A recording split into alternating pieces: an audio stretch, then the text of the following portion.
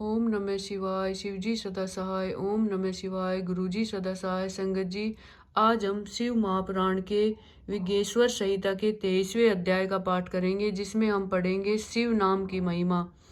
ऋषि बोले, हे महाभाग सुत जी, आपको नमस्कार है। अब आप हमें भस्म की महिमा सुनाइए तथा रुद्राक्ष का महात्म्य और शिवजी के उत्तम नाम का महात्म्य भी कहिए, जिसे सुनकर हमारा चित्त प्रसन्न हो। सुत जी बोले, हे ऋषियों, आप लोगों ने बड़ी उत्तम वार्ता पूछी है। आप धन्य, पवित्र और कुल के भूषण हैं, क्योंकि लोक में जिन्हें शिव जी की परम प्रिय है और जिनके साक्षात शिव ही परम देवता है, वे धन्य है और कृतार्थ है। उनका देह धारण करना शुभ फल है। जो शिव जी की उपासना करते हैं, मानो उन्होंने अपने कुल का उद्धार कर लिया है। उसी का मुख पवित्र है। जो शिव शिव कहता हुआ सर्वदा शिव जी को नमस्कार करता रहता है। हे ऋषियों, शिव जी का नाम, विभूति और रुद्राक्ष, ये तीनों महापुण्य रूप त्रिवेणी फल के समान कहे गए हैं। और जो इन तीनों को नित्य अपने शरीर में धारण किए रहता है, उसके दर्शन से पाप दूर हो जाते हैं। उनका दर्शन त्रिवेणी के समान है, इसमें कुछ भी अंतर नहीं है। तथा जो इस प्रकार नहीं जानता, वह निसंदेह पापी है।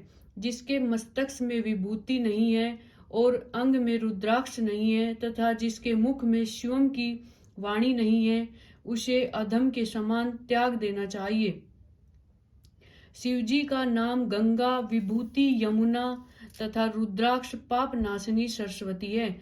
और जिसके शरीर में ये तीनों है, ऐसे भक्त के दर्शन से त्रिवेणी के स्नान के समान फल प्राप्त होता है। जब जगत के हितकारी श्री ब्रह्मा जी ने इसकी तुलना की तो ये तीनों समान सिद्ध हुए। अतएव पंडितों को सदा विभूति धारण करनी चाहिए। उसी दिन से ब्रह्मा आदि देव ने इन तीनों को धारण किया, जिनके दर्शन से पाप नाश हो जाते हैं। हे विप्रो, सत असत के परे श्री महेश्वर के बिना इस ब्रह्मांड में क्या संपूर्णता है, जिससे इन तीनों का महात्म्य जाना जा सके।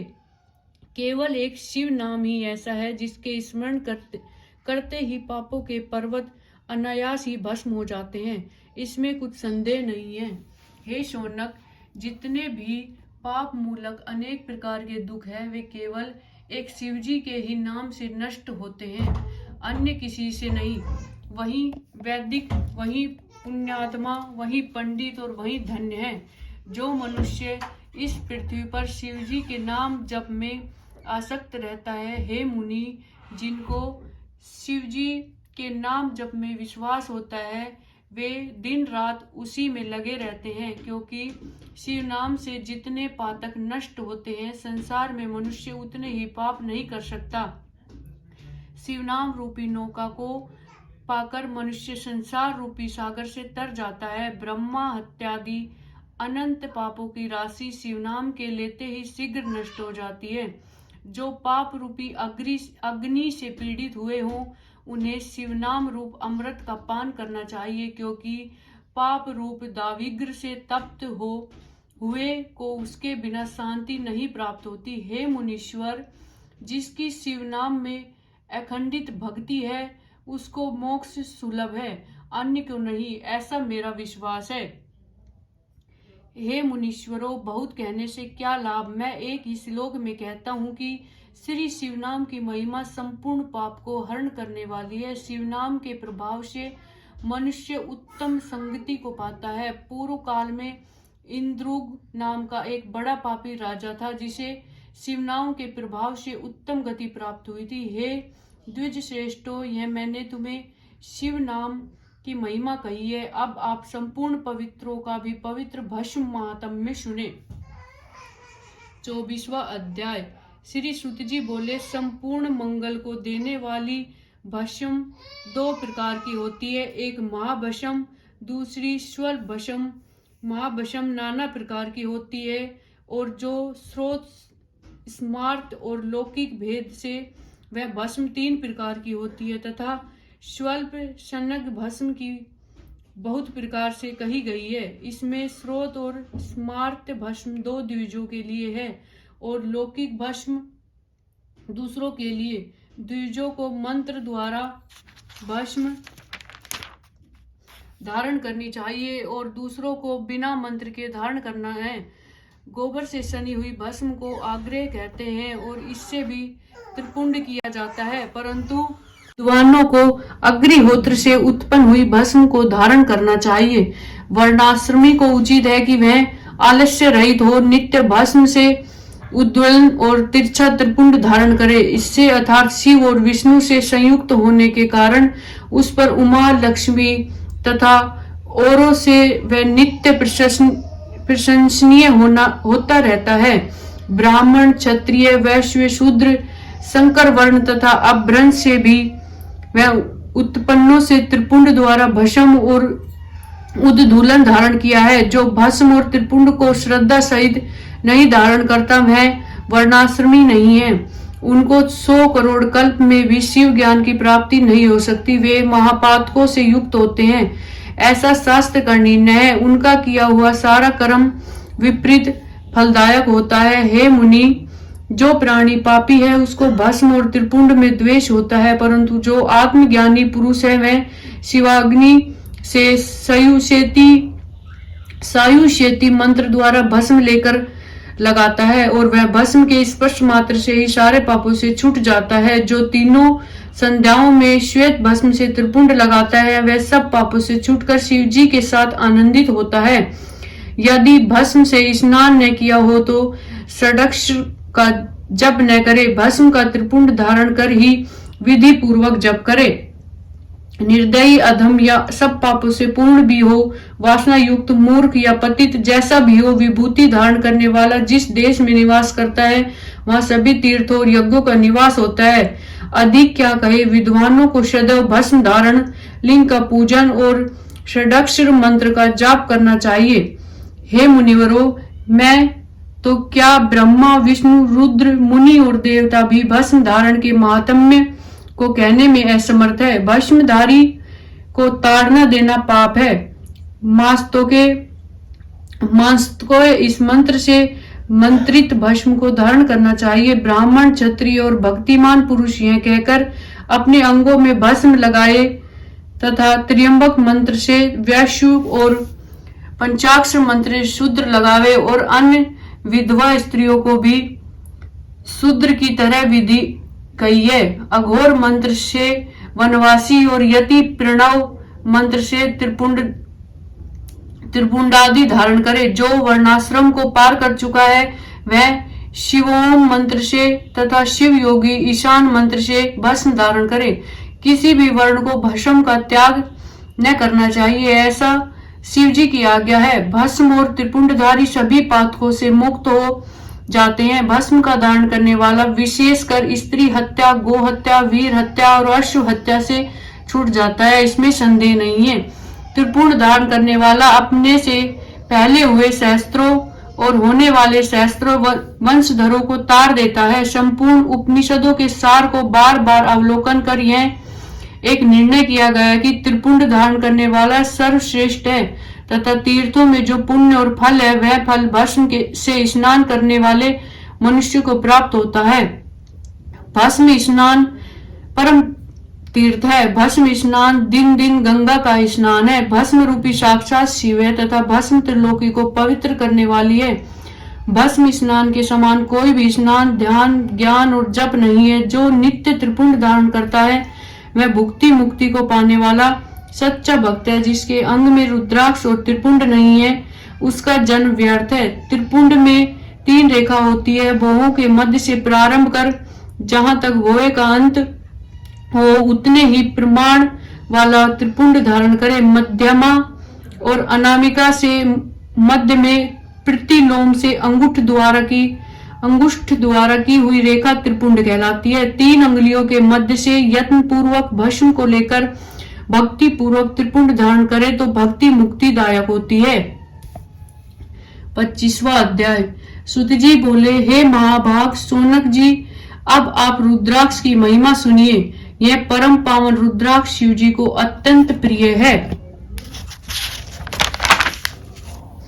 इसके दर्शन, स्पर्श और जप से संपूर्ण पापों का नाश हो जाता है। हे मुनि, पूर्व काल में रुद्राक्ष की महिमा को देवी के आगे परमात्मा शिवजी ने लोक कल्याण की दृष्टि से इस प्रकार कहा था। शिवजी बोले, हे देवी महेशानी, जब पूर्व काल में सहस्त्रों वर्ष के तप के पश्चात भी मेरा मन संतुष्ट न हुआ, तब स्वतंत्र परमेश्वर मुझ लोकोपकारी से लीलावत अपने जो नेत्र बंद कर लिए, तो उससे मेरे सुंदर नेत्र पुष्टों से कुछ मल की बूंदे पृथ्वी पर गिर पड़ी, तो उससे यत्र तत्र रुद्राक्ष के वृक्ष उत्पन्न हो गए। मैंने उन स्थावरों को विष्णु भक्तों तथा चारों वर्णों को दे दिया। शिव के प्यारे वे रुद्राक्ष गोंड देश की भूमि में मथुरा, अयोध्या, लंका, मल्याचल, सहा पर्वत, काशी तथा दूसरे देशों में भी श्रुतियों द्वारा प्रेरित हुए, जिनमें पाप समूहों के नाश की शक्ति विद्यमान थी।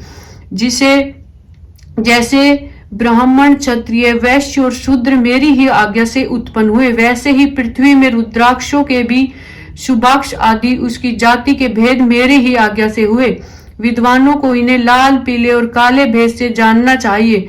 अपने वर्ण के अनुसार मनुष्य क्रम से इन्हें धारण करे। भुक्ति मुक्ति के इच्छुक इन्हें अवश्य धारण करे, तथा शिव भक्तों को तो उमा और शिवजी की प्रसन्नता के लिए इसे सदैव धारण करना ही चाहिए। जो रुद्राक्ष आंवले के समान होता है वह सबसे श्रेष्ठ है, और जो बद्री फल बेर के समान है वह मध्यम, तथा जो चने के समान होता है वह अधम कहा जाता है। हे महेश्वरी, बेर के समान होने वाला रुद्राक्ष लोक के मुख और लोक के सुख और सौभाग्य को बढ़ाता है। आंवले के समान हो तो वह सारे अरिष्टों का नाश करता है, और जो चोटनी अर्थात गुंजा फल के समान होता है उससे सर्वार्थ फलों की सिद्धि होती है। जैसे जैसे बड़ा होता है वैसे वैसे अधिक फलदायक होता है। रुद्राक्ष धारण करने से सब पापों का नाश होता है। जिस रुद्राक्ष में स्वयं छिद्र हो वही श्रेष्ठ है, और जो मनुष्य द्वारा छेद कर माला के योग्य बनाया गया हो वह मध्यम है। बड़े से बड़े पाप रुद्राक्ष के धारण करने से नष्ट हो जाते हैं। 1100 रुद्राक्ष को धारण कर मनुष्य शिव रूप हो जाता है, और इसके संपूर्ण फल को 100 वर्षों में भी नहीं कहा जा सकता। जो 550 रुद्राक्षों का मुकुट धारण करता है वह भक्तिमान पुरुषों में महान है। जो 360 रुद्राक्ष के दाने की 3 लड़ी करके यज्ञोपवीत धारण करता है और भक्ति में तत्पर रहता है, शिखा में 3, वाम कान में 6 और दक्षिण में 6 रुद्राक्ष पहने, 101 कंठ में, 11 बाहों में, कुरु पर और मणिबंध में। इसी प्रकार जो शिव भक्त अपने यज्ञोपवीत में 3 रुद्राक्ष धारण करता है और 5 कटी में धारण करता है वह शिव के समान स्तुत्य और प्रणाम करने योग्य है। इस प्रकार रुद्राक्ष धारण कर आसन पर स्थित हो शिव का उच्चारण करते हुए जो उसका ध्यान करता है उसके सारे पाप छूट जाते हैं। सो या इससे अधिक 1000 तक की विधि कही गई है। इसके अभाव में दूसरे प्रकार भी कहता हूँ। शिवा में 1, सिर में 30, गले में 50, दोनों भुजाओं में 16, मणिबंध में 12, स्कंद कंधे में 500 धारण करे और 205 का यज्ञोपवीत बनावे, 108 का यज्ञोपवीत बनावे। इस प्रकार जो दृढ़वत होकर 1000 रुद्राक्ष को धारण करता है उसको सब देवता नमस्कार करते हैं तथा वह शिवजी के समान है। शिखा में 1 रुद्राक्ष, मस्तक में 40, कंठ में 32, हृदय में 108, एक कान में 6, भुजाओं में 16, हाथ में 12 अथवा 24 इतने रुद्राक्ष जो प्रतिपूर्वक धारण किए हो वह भी शिव का जन है और जो निरंतर पूजनीय एवं स्तुत्य है। हे उमा, रुद्राक्ष मेरा मंगल चिन्ह है, स्वरूप है। सब आश्रमों, वर्णों तथा शूद्रों सभी को रुद्राक्ष धारण करना चाहिए। रुद्राक्ष धारण करने के अलग अलग मंत्र है, उन्हें पढ़कर धारण करे। त्रिपुंड, भस्म और रुद्राक्ष धारण करने वाले यमलोक को नहीं जाते, परंतु जो नहीं धारण करते उन्हें शिवलोक की प्राप्ति नहीं होती है और वे यमलोक के भागी होते हैं। कैसा भी पाप हो, परंतु जो इन तीनों वस्तुओं को धारण करता है, हे महादेवी, वह मुझे प्यारा है। रुद्राक्ष द्वारा मंत्र जपने से कोटि गुना पुण्य होता है और उसके धारण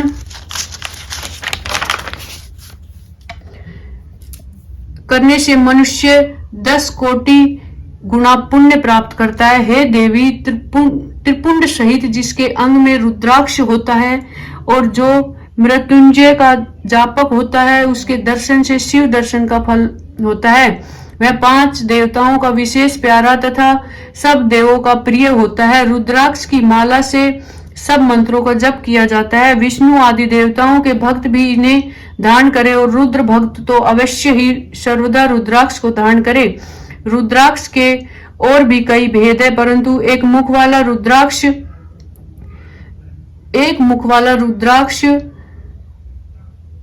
वाला साक्षात भुक्ति मुक्ति को देने वाला शिव स्वरूप और ब्रह्मा हत्यादि निवारक है। इससे सब कामनाएं सिद्ध होती है। 2 मुख वाले से गो हत्यादिक पाप निवारण होते हैं। 3 मुख वाला साधनदायक, 4 मुख वाला स्वयं ब्रह्मा है और चतुर्वर्ग फलदाता है। कुल 14 मुख तक के रुद्राक्ष होते हैं, जिनके अलग अलग महात्म्य हैं। ओम हिम नमः, ओम नमः, ओम कलीम नमः, ओम हिम नमः, ओम हिम नमः, ओम हिम हुम नमः, ओम हुम नमः, ओम हूं नमः, ओम हिम हूं नमः, ओम हिम नमः, ओम हिम हूं नमः, ओम क्रो स्रो रो नमः, ओम हिम नमः, ओम नमः। इस प्रकार भक्ति पूर्वक सब कार्यों की सिद्धि के लिए इन मंत्रों से रुद्राक्ष को धारण करें। बिना मंत्र के रुद्राक्ष कदापि न धारण करें। रुद्राक्ष की माला वाले को देखकर भूत प्रेत पिशाच डाकनी शाकनी तथा और भी द्रोह करने वाले प्राणी दूर भाग जाते हैं। रुद्राक्ष मालाधारी को देखकर शिव और विष्णु प्रसन्न होते हैं। गणपति, सूर्य तथा और भी दूसरे देवता प्रसन्न होते हैं। मुनीश्वर, जो इस परम मंगल स्वरूप रुद्राक्ष को भस्म के महात्म्य को नित्य श्रवण करेगा, उसकी सब मनोकामनाएं पूरी होगी और अंत में मोक्ष को प्राप्त होगा। ओम नमः शिवाय। शिवजी सदा सहाय। ओम नमः शिवाय। गुरुजी सदा सहाय। संगत जी, कल हम अथ द्वितीय रुद्र संहिता प्रारंभ करेंगे, जिसका पहला अध्याय का पाठ हम कल करेंगे। शुक्राना गुरुजी। अनंतम अनंतम शुक्राना गुरुजी।